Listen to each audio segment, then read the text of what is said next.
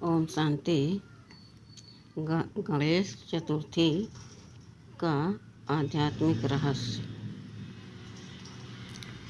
गणेश जी को इस पावन पर्व पर सभी बहुत धूमधाम से गाजे बाजे के साथ, श्रद्धा के साथ, भाव से अपने घर में ले आते हैं। उन्हें ऊंचे सिंहासन पर बैठाते हैं और उनकी पूजा करते हैं, वंदना करते हैं, खुश रहते हैं और उनके साथ सभी खुश रहते हैं।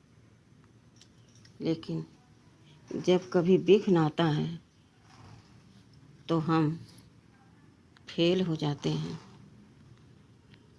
तब हमारे अंदर क्रोध की अग्नि दधक जाती है और हम उस समय एकदम नर्वस हो जाते हैं। तो इस गणेश चतुर्थी पर केवल गणेश जी को अपने घर में न लाकर, उनकी पूजा अर्चना न करके, मुझको गणेश जी को ऊंचे सिंहासन पर बैठा करके अपने आप को सफल न माने। कर्म किया जाता है तभी सफलता आपके साथ चलती है। साथ साथ इस पर्व के गणेश जी के गुणों को, शक्तियों को धारण करें, क्योंकि गणेश जी विघ्न हरता हैं, विघ्न विनाशक हैं, सिद्धि विनायक हैं, गणनायक हैं। तो हमको भी गणेश जी की तरह अपने अंदर इन शक्तियों को, इन गुणों को, इन नियमों को, इन बंधनों में अपने आप को बांधना चाहिए। नियम संयम से ही हम श्रेष्ठ बनेंगे, ऊंची स्थिति हमारी होगी और सामने वालों को हम आप समान बना पाएंगे।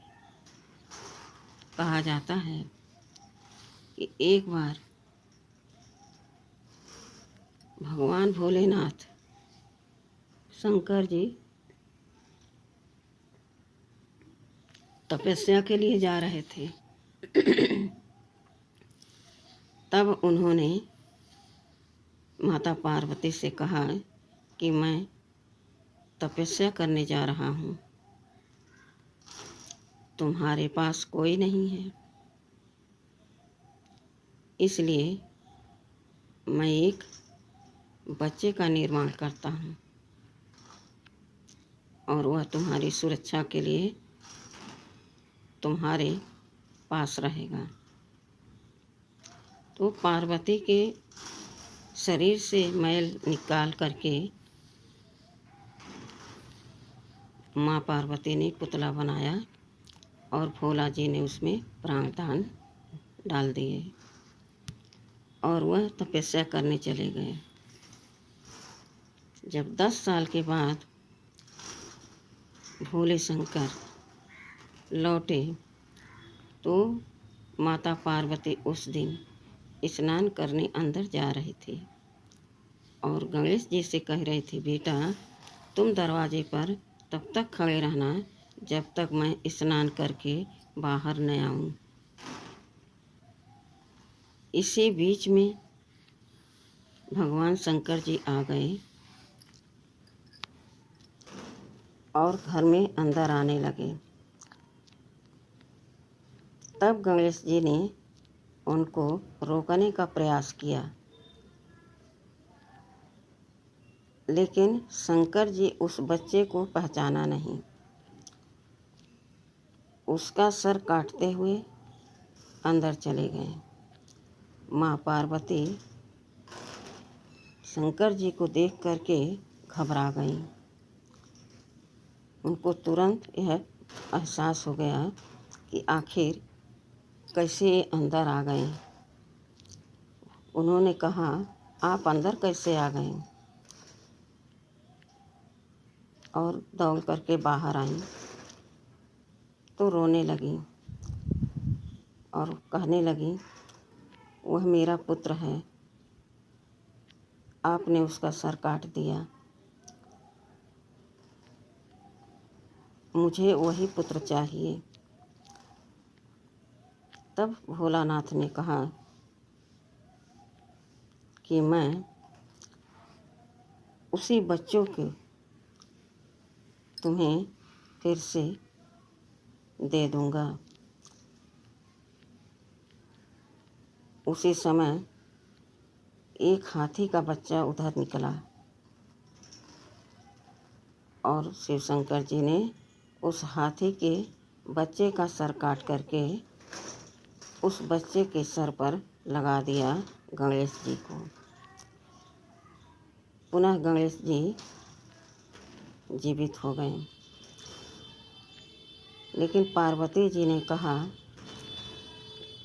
बताइए, हम सबसे ऊंचे देवी देवता हैं और हमारे बच्चे का इस स्थिति में पूजन गायन कौन करेगा? तब शंकर जी ने कहा, आप इसकी चिंता मत करो, हमसे पहले इस बच्चे की पूजा होगी। शंकर जी ने कहा कि प्रथम पूजन श्री गणेश करके तुम्हारे बच्चे का होगा।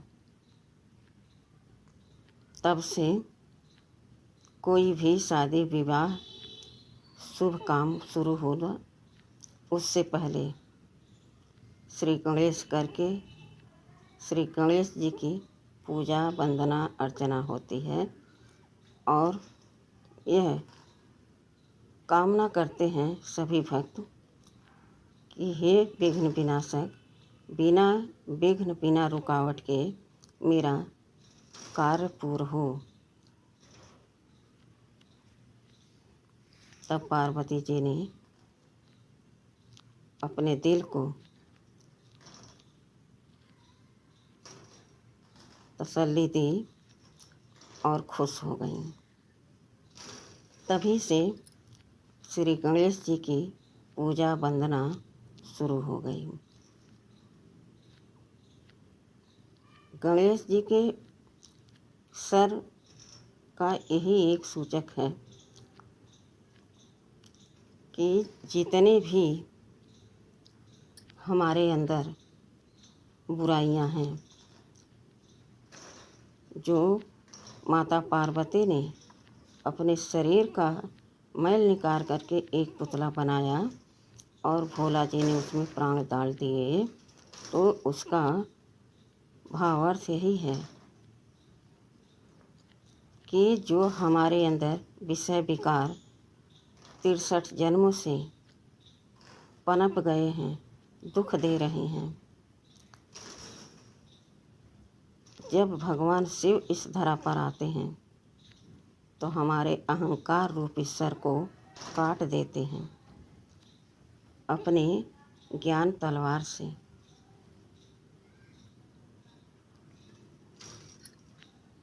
जब हमें परमात्मा का ज्ञान मिलता है तो हमें समझ में धीरे धीरे आने लगता है। हम ज्ञान को समझ करके कर्म करते हैं, योग लगा करके अपने विकर्मों को भस्म करते हैं। यानी हमारे अंदर से सारे विकारों रूपी मैल निकल जाते हैं। भगवान के कान बड़े बड़े हैं, इसका यही अर्थ है कि सूप जैसे कान हैं।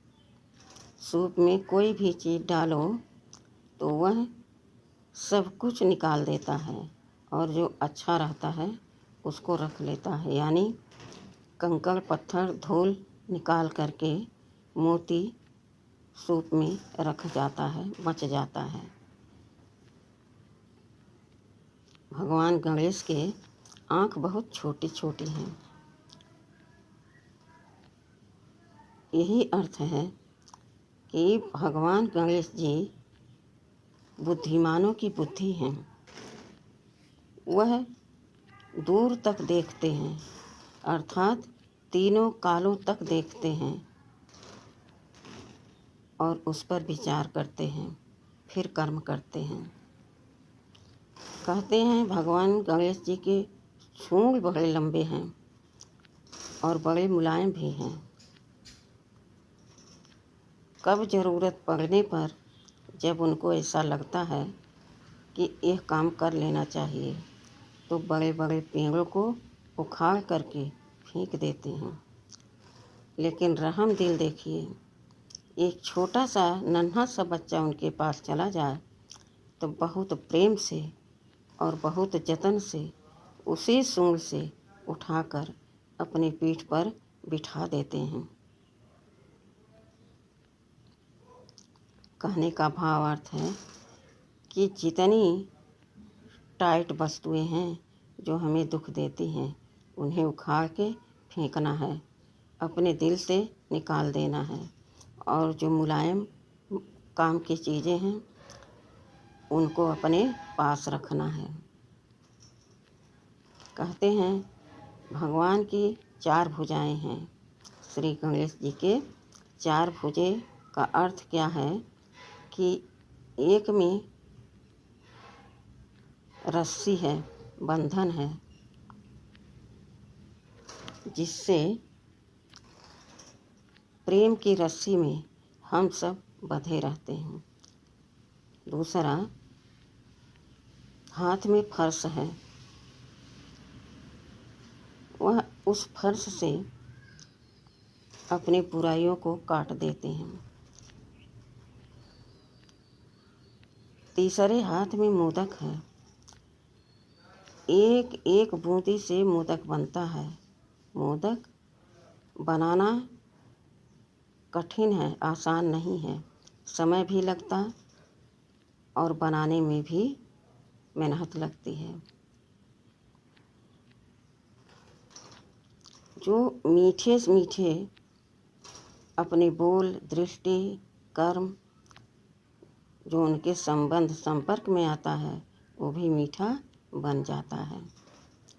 एक एक आत्मा पावन बनती जाती है, पवित्र बनती जाती है, शक्तिशाली बनती जाती है।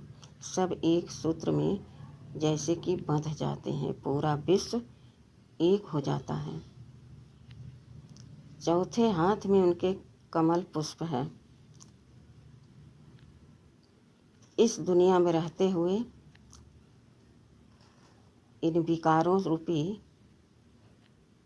राक्षसों से उपराम रहते हैं, खिले रहते हैं, खुश रहते हैं। इसका प्रतीक है कि जो आत्मा ज्ञान को समझती है और उस पर चलती है, वह सदैव खुश रहती है। अंदर से हंस के नहीं दिखाना, लेकिन वह आत्मा अंदर से भगवान के ज्ञान से तृप्त रहती है, एकदम शक्तिशाली रहती है। कहते हैं भगवान के पेट बहुत बड़ा है, उसका भी रहस्य है। भगवान गणेश जी अपने अंदर जो भी बात सुनते हैं, पेट में समा लेते हैं। ऐसे भी लोग कहते हैं कि आप खाना तो खा लेते हो, पच जाता है, लेकिन किसी की बात आपके पेट में नहीं पचती है। तो जब हम ज्ञान से सज गए, समझ गए, तो हमें किसी की बुराई किसी से नहीं करनी चाहिए। कहते हैं भगवान गणेश जी का एक पैर मुड़ा रहता है और एक धरती से लगा रहता है। भावार्थ यही है कि इस दुनिया से उपराम भी रहते हैं, भगवान में अपना सब कुछ समर्पण करके उनके समीप रहते हैं, और इसी दुनिया में रहते हैं, अर्थात इसी अज्ञानियों के बीच में रहते हैं। यह है आध्यात्मिक रहस्य। एक बार माता पार्वती और शंकर जी अपने दोनों पुत्रों से कहा, आप दोनों पृथ्वी का चक्कर लगा करके आओ, अर्थात परिक्रमा करके आओ, नमस्कार करके आओ। तब कार्तिकेय जी ने यह बात सुनते ही अपने वाहन पर बैठ गए और चक्कर लगाने चले गए, लेकिन गणेश जी वहीं खड़े थे।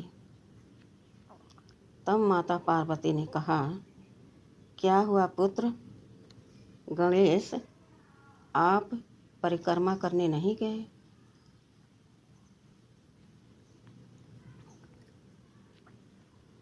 तब गणेश जी ने कहा, माता,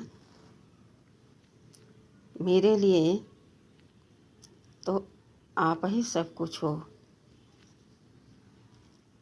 धरती भी आप हो, आकाश भी आप हो, और वहीं अपने मूषक पर बैठ करके अपने माता पिता का परिक्रमा करके उनके चरणों में शीश झुका लिया और वहीं खड़े रहे। जब कार्तिकेय जी आए तो गणेश जी के वहाँ खड़े देख करके विचार करने लगे कि भैया क्यों नहीं गए चक्कर लगाने, परिक्रमा करने। माता जी से पूछा। तब माँ पार्वती ने कहा, कार्तिकेय, गणेश सर्वश्रेष्ठ देवता हैं, सबसे पहले उनका पूजन होगा। सबसे श्रेष्ठ इस धरती आकाश को भी अपने माता पिता के रूप में समझा है, उनका पूजन किया है, उनका परिक्रमा किया है। कार्तिकेय जी के मन में भी यह बात अच्छी आ गई, समझ में आ गया, यह तो सत्य है। यह है गणेश चतुर्थी का महत्व। इस आध्यात्मिक रहस्य को जो समझ करके कर्म करता है तो वह श्री गणेश की तरह पूजनीय हो जाता है, देवी देवता के श्रेणी में आ जाता है। तो हमें श्री गणेश की तरह अपने माता पिता का आदर करना चाहिए, उनका सम्मान करना चाहिए। प्रथम पूजनीय माता पिता हमारे हैं। यह है गणेश चतुर्थी का असली रहस्य। ओम शांति।